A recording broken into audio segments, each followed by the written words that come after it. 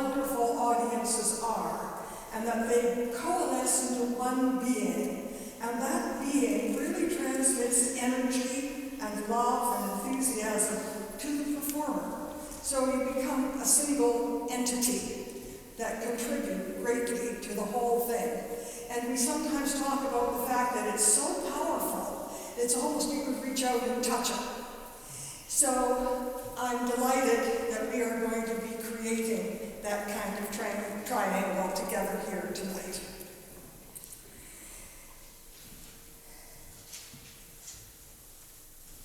Beethoven wrote some of the most wonderful music we have ever had.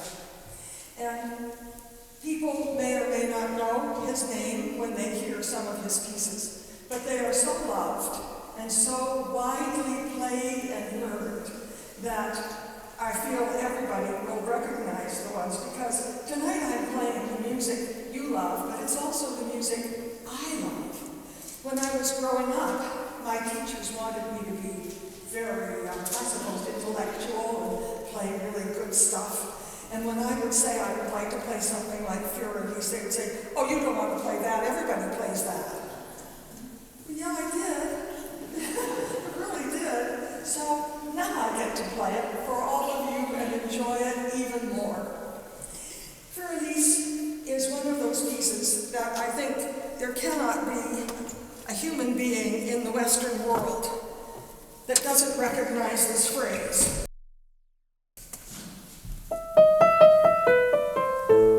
Even if they don't know what it's called. It's a piece of tenderness and passion and great beauty, and is loved by all. Here is Elise.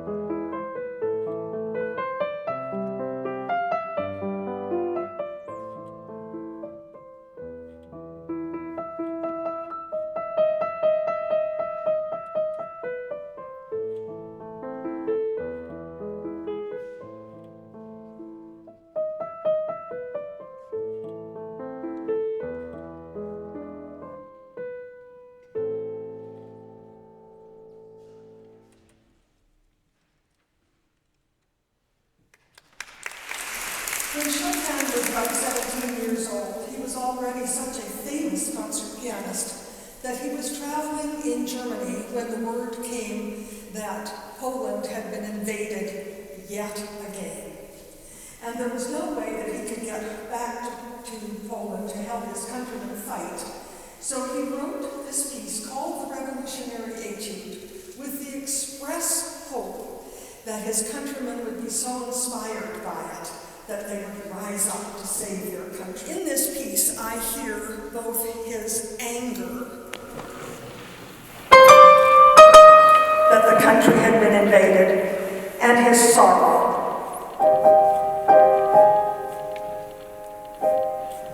And at the very end of the piece, there are 4 powerful chords which seem to suggest to me that he is saying, fight for Poland.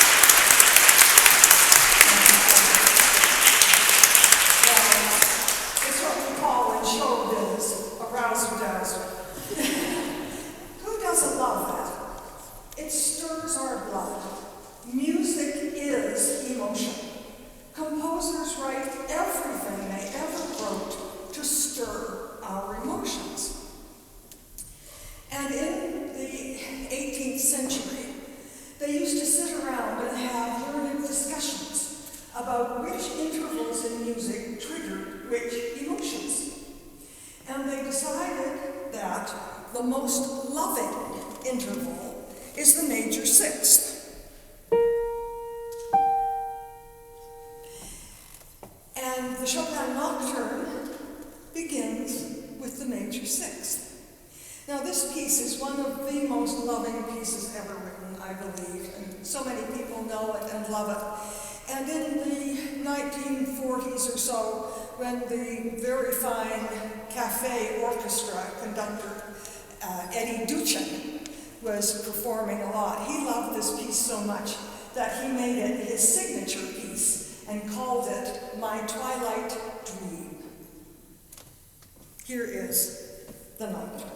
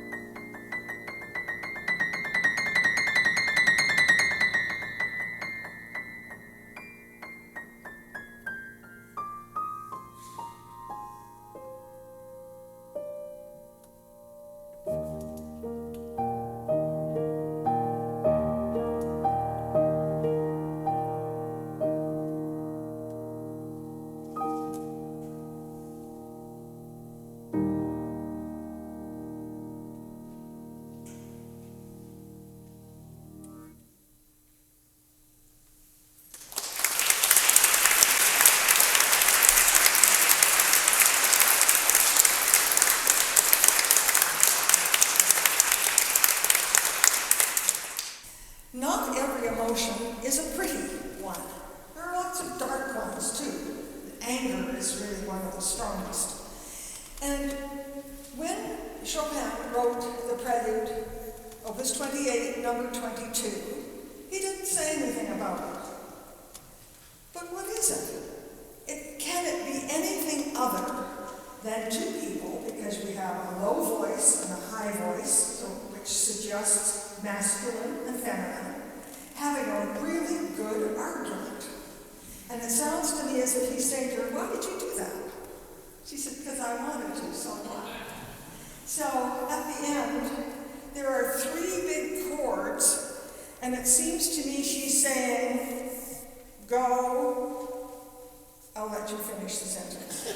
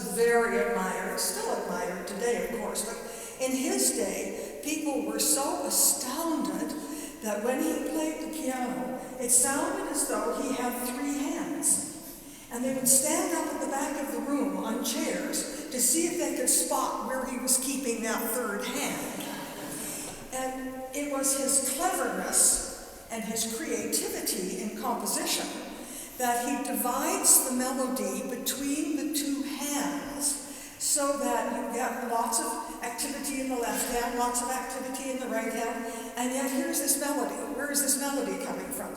So he does it by, and I don't know if you can see this well enough, switching between the hands. Left, right, left, right. But it sounds like a voice weaving in between the two hands. Here is Liebestraume's, Liszt's Liebestraume.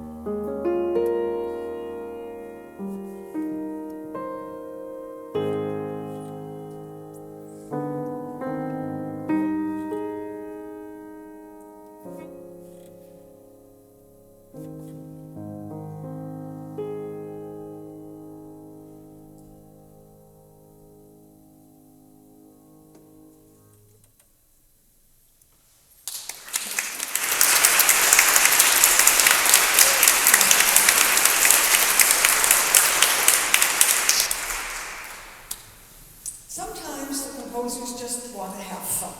You know, it's not only girls that want to have fun. Composers do too. And in this piece by Moszkowski, it's a typical exercise, and it sounds as though he's really feeling to himself, let's see how fast I can move the fingers of the right hand. Then how fast can they move the fingers of the left hand? Then how fast can they move both hands together?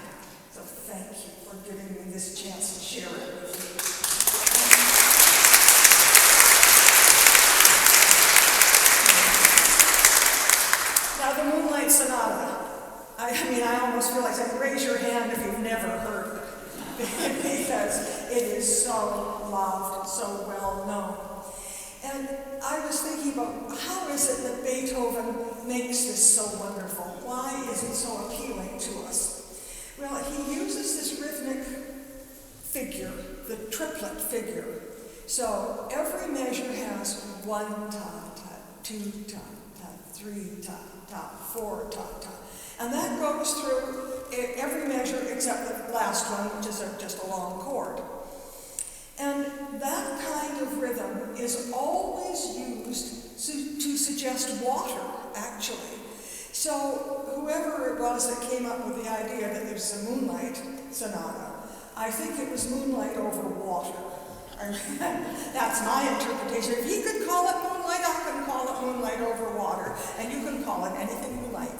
But what I think we will all call it is beautiful. Here's the Moonlight Sonata.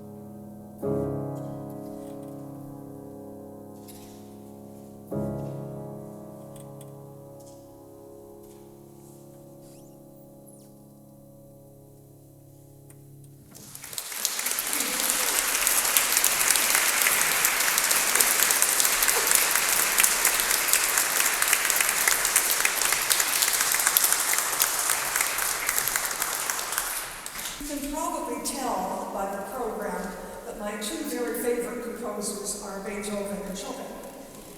I like lots of the others, but I always have the feeling when I hear or play the music of Beethoven that it's like having a really nourishing meal. You know you've had something very good when you've had a piece by Beethoven. And this Pathetique Sonata is so loved for so many reasons. And it feels to me that it's very autobiographical. Now that is just my interpretation. You will have your own feelings about it. When I talk about how I feel about the music, it's to share with you, if you haven't heard it before, particularly, it gives you some way of getting a grip on it right away. Because these pieces are complex, they're rich and deep, and they take living with to really learn to enjoy fully. So I'm hoping that the signposting just helps you get into it a little bit quicker than you might otherwise. Besides which, I like telling my stories. It really makes the music come alive for me. So I feel that this Beethoven sonata, the Pathetique Sonata, is a trilogy. Here's that triangle again. And the first movement sounds to me as though he is in great pain. He had a miserable life, poor darling, and he had a horrible childhood, really ghastly, not to be spoken of. And then later in his life, he had the terrible tragedy of being a musician who was completely deaf, and in spite of that, wrote some of the world's most forward-looking music, magnificent music, even when he was stone deaf. Imagine that. And then on top of it all, he was sick all he gave to us to love and enjoy. So this first movement, I feel, is him saying all the things, a cry of pain. And whenever we hear these, I don't just make this up of whole cloth. The music tells me what it wants to say. And whenever you hear this, as a diminished seventh chord, you know somebody is hurting. That is the most pinched sound in our musical vocabulary, and it has to resolve. You can let go of the pain when that resolves. And it feels as though in the opening he's saying, how could you hurt me? Then he says it again.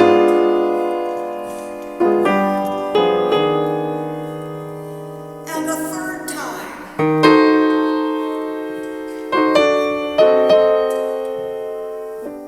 And then that kind of painful, hard passage with those chords alternates with music that feels as if he's running away. He wants to get away from it somehow.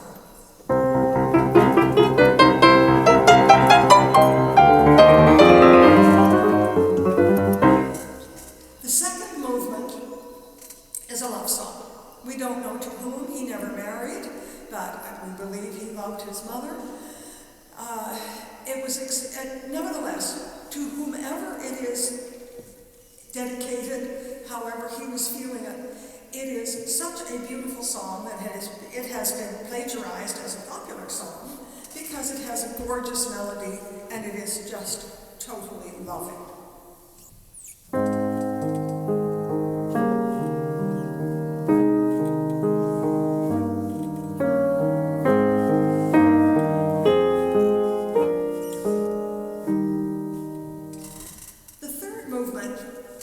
Feels to me as if it's the question, why did you do this? And it's just horrible what you have done to me.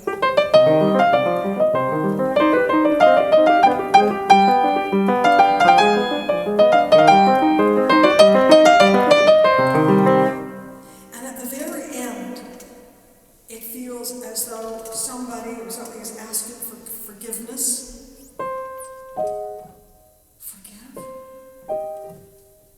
And the answer? You can decide what that answer is. Here is Beethoven's Pathetique Sonata.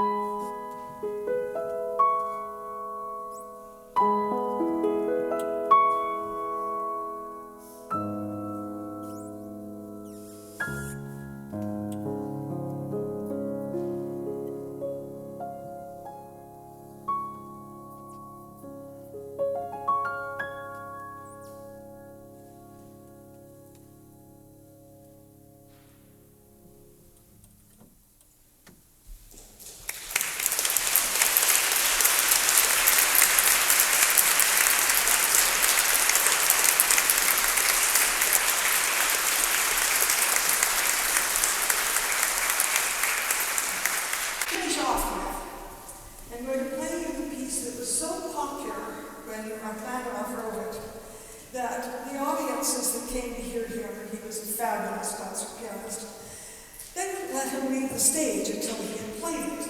Now, this is a man who's giving about 150 concerts a year, so he was having to play it quite a lot, and it rather irritated him because, I'm sure he felt that it was a wonderful composition, but he had lots of others that were really great too. Why didn't they answer those? But my belief is the audience knows what it likes, and it likes the good stuff. And this is really wonderful. So it's popularly called the Bells of Moscow because it feels as though we are in the presence of these great bells. And in the opening, Even here's the famous opening, everybody knows this, or many people know this.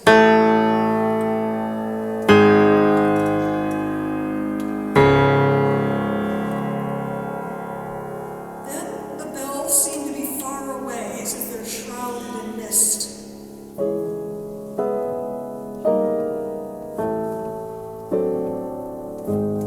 And at the end, we are in the midst of them.